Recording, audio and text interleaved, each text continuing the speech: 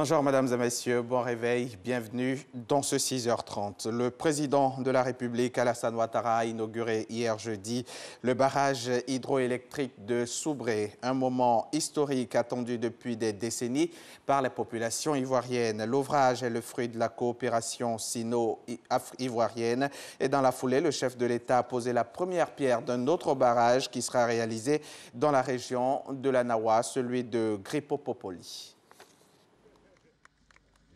Depuis 2011, le président Alassane Ouattara enchaîne les mises en service d'ouvrages. Mais celle effectuée ce jeudi 2 novembre à Soubré, capitale de la Nawa, reste mémorable. Mémorable en ce que la Côte d'Ivoire indépendante a longtemps attendu ce moment. Celui de voir le barrage hydroélectrique de Soubré enfin réalisé et fonctionnel. 275 mégawatts de puissance réalisée à hauteur de 331 milliards de francs CFA. L'ouvrage est à ce jour la plus grande réalisation d'infrastructure du président Alassane Ouattara. Soubré, l'hôte naturel de ce puissant barrage, se dit fier par la voix de son premier magistrat.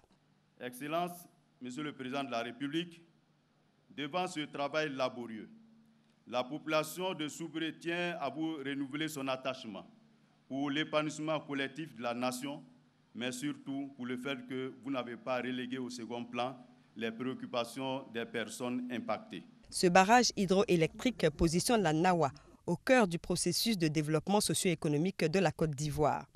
La région est désormais première productrice d'électricité en plus de sa première place dans la production de cacao. Par ailleurs, le barrage de Soubré porte la puissance installée de la Côte d'Ivoire à 2200 MW. La centrale hydraulique de Soubré est le plus grand barrage hydraulique jamais réalisé en Côte d'Ivoire. Son bassin versant est de 62 000 km². La surface de son lac de retenue est de plus de 17 km². Son usine a une hauteur de 60 mètres. La hauteur de sa chute nominale est de 43 mètres, est équivalente à un immeuble de 15 étages et le débit de ses turbines est de 714 mètres cubes par seconde. À titre de comparaison, la construction du barrage de Soubré a utilisé 4 fois plus de béton que le pont Henri-Konan-Bédier. Démarrés en février 2013, les travaux du barrage de Soubré se sont achevés quelques mois avant le délai initialement prévu, une prouesse à mettre à l'actif de la Chine qui a fourni l'expertise et 85% du financement nécessaire à la réalisation de ce projet structurant, ce qui témoigne de la vitalité des relations sino-ivoiriennes. Le projet du barrage de Soubré est l'un des fruits emblématiques de la coopération sino-ivoirienne. Il témoigne l'excellence des relations bilatérales et contribue au renforcement de la coopération économique et commerciale entre nos deux pays en général et celle dans le secteur de l'énergie hydroélectrique en particulier. Le chef de l'État s'est pour sa part dit heureux d'honorer cette promesse de campagne. Il a également exhorté les populations de la Nawa à maintenir le climat de paix et de cohésion sociale qui a toujours caractérisé leur région. Chers frères, chères sœurs, l'événement qui nous réunit ce matin revêt une importance particulière car il consacre la réalisation d'un engagement que j'ai pris pendant la campagne présidentielle et qui est inscrit dans mon programme de gouvernement, à savoir réaliser le barrage de Soubré pour permettre à la Côte d'Ivoire de produire une électricité abondante et évidemment bon marché. C'est pourquoi, non seulement que je suis fier, mais je suis heureux de procéder à l'inauguration officielle de l'aménagement hydroélectrique de Soubré, qui sera suivi, bien sûr, de la pose de la première pierre de l'aménagement hydroélectrique de Grippo-Popoli. La région de la Nawa est un lieu de brassage des populations où vivent en harmonie et dans la concorde depuis des décennies des hommes et des femmes venus de toutes les régions de Côte d'Ivoire et des pays frères de la sous-région. Et je voudrais en cela féliciter les populations et les autorités locales pour l'important travail qui est fait en matière de cohésion sociale. Donc je voudrais vous encourager à maintenir et à renforcer cette cohésion. Car en réalité, sans paix, il ne peut y avoir de développement. Et c'est pour cela que je tiens tout particulièrement à vous féliciter et à vous encourager de continuer dans cette voie et de faire en sorte que la paix continue de régner dans la région de la Nawa. Progrès énergétique, le barrage de Soubré est aussi un attrait touristique. D'où le timbre à l'effigie de cet ouvrage, conçu par la Poste de Côte d'Ivoire. Après Soubré, cap sur le prochain défi énergétique, l'aménagement hydroélectrique de Gribo-Popoli, toujours dans la région de la Nawa. Et pour aller vite, le président Alassane Ouattara en a posé la première pierre ce jeudi. Reportage signé Abiba Dambélé Saoué qui vient de le dire. Le prochain barrage qui sera réalisé en Côte d'Ivoire est le barrage hydroélectrique de Gripo-Popoli dans le département de Soubré. La première pierre a donc été posée hier même par le chef de l'État, Jean-Jacques Kouaméala. Le barrage hydroélectrique de Gribo-Popoli sera réalisé sur le fleuve Sassandra à environ 7 km de Soubré. Le projet dont la première pierre a été posée ce jeudi par le chef de l'État, Alassane Ouattara, va permettre de renforcer la capacité technique de distribution et de transport de l'énergie en vue de répondre aux attentes des populations. Selon Côte d'Ivoire Énergie, qui pilote le projet, les résultats sur le terrain sont positifs. À 7 km de Soubré, de la ville de Soubré, il y a 2 chutes. Les chutes de Popoli et de Gribo. Donc depuis plus de 30 ans, on a étudié qu'on pouvait construire un barrage en exploitant ces chutes.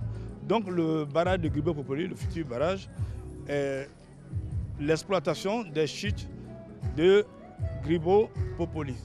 Donc c'est un barrage du point de vue caractéristique qui est à la base de Soubré, mais qui a des chutes moins importantes, qui fait on va exploiter une chute de 18 mètres au lieu de 43 mètres à Soubré, qui aura donc une puissance moindre, 112 MW de puissance installée, et qui va produire à peu près 400 gigawattheures.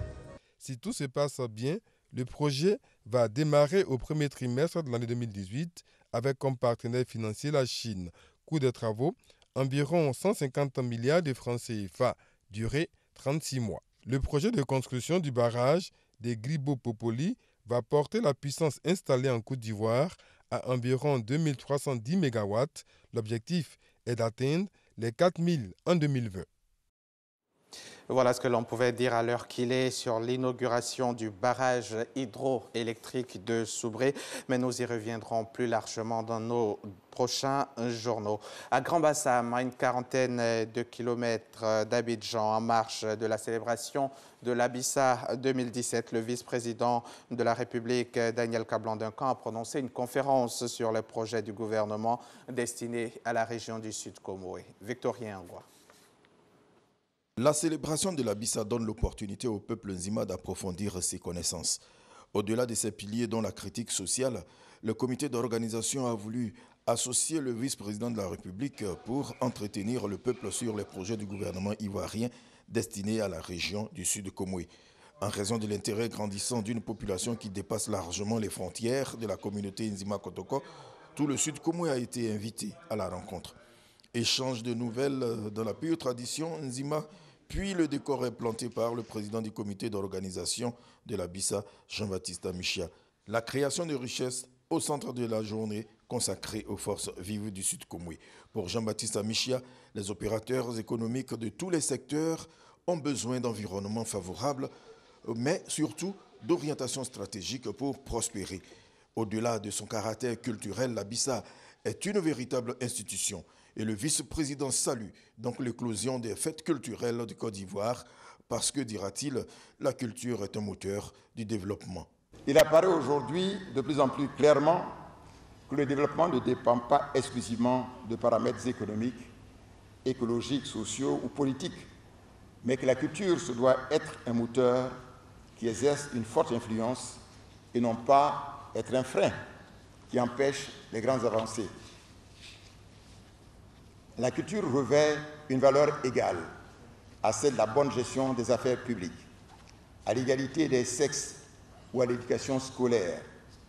L'exemple du modèle de développement économique et social des pays asiatiques, comme le Japon, comme la Chine, comme l'Inde, qui intègrent les valeurs culturelles de ces peuples, en est une parfaite illustration et une justification de cette composante dans leur réussite. Daniel Kablan-Dekan invite le Sud Koumou à privilégier l'intérêt général et l'harmonie, comme il a toujours su le faire, pour bénéficier davantage de projets. Il va égrener un chapelet de réalisations, de celles en cours, et mettre un accent sur les perspectives. Il s'agit aussi de réhabiliter la ville historique de Grand Bassam, ainsi que de réaliser d'autres projets économiques et sociaux.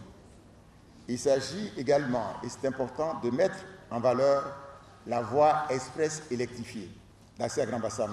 Mais il nous faut un beau plan d'urbanisme afin d'éviter les lotissements anarchiques actuels. Toute chose qui va permettre au Sud Koumoué de se développer, mais surtout permettre à la première capitale ivoirienne de mériter son inscription sur la liste du patrimoine mondial de l'UNESCO. Plus loin, au Libéria, de la demande d'annulation des résultats du premier tour de la présidentielle a eu raison de la campagne pour le second tour. Depuis le mercredi 1er novembre, la Cour suprême a ordonné l'arrêt de toute activité de campagne pour le deuxième tour qui doit se tenir le 7 novembre prochain. Une échéance qui opposera Georges Weah, le sénateur de Montserrado, au vice-président Joseph Boakai, candidat du Parti de l'Unité. Les explications avec Gabriel Zani, ce sera dans nos prochains journaux. Fin de ce journal, merci de l'avoir suivi. Bonne suite des programmes sur la chaîne qui rassemble.